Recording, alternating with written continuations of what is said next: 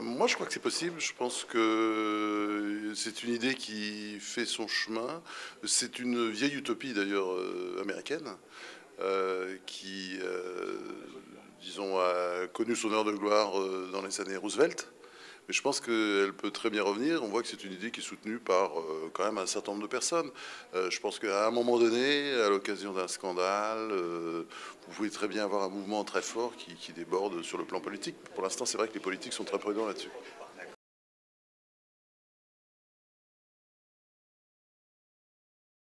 Je vois pas pourquoi il faudrait critiquer ces gestes. Alors Carlos Ghosn, il a dit qu'il était prêt, disons, il les gèle plutôt.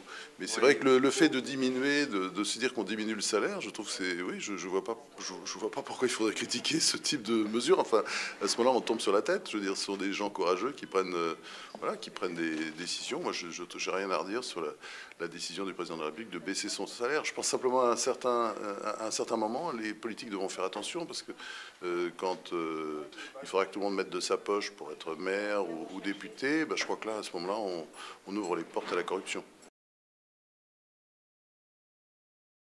Je ne suis pas un spécialiste de la richesse. Je pense qu'effectivement, c'est plutôt à partir de 6 000 à 4 000 euros. On voit bien les gens qui vivent à 4 000 euros, on ne peut pas dire qu'ils soient riches. Non, ils ne sont pas riches. C'est vrai qu'à partir de 6 000 euros, ça commence à devenir intéressant.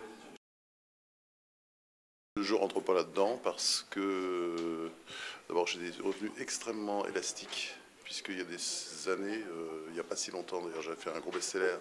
C'est vrai que c'est des sommes absolument colossales et puis il y a des années qui sont avec, des années sans quoi. Sinon, ce sont des revenus fluctuants, un peu comme ceux des agriculteurs. Enfin, peut-être un peu supérieurs quand même.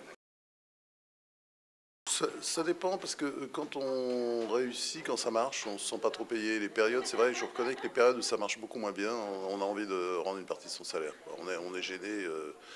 Je pense que d'ailleurs l'idée d'avoir des salaires, comment dire, en correspondance avec les résultats de l'entreprise, je trouve ça tout à fait. Moi, je suis pas très bien payé comme patron de journal. Je suis certainement des moins bien payés, sinon moins bien payés de France.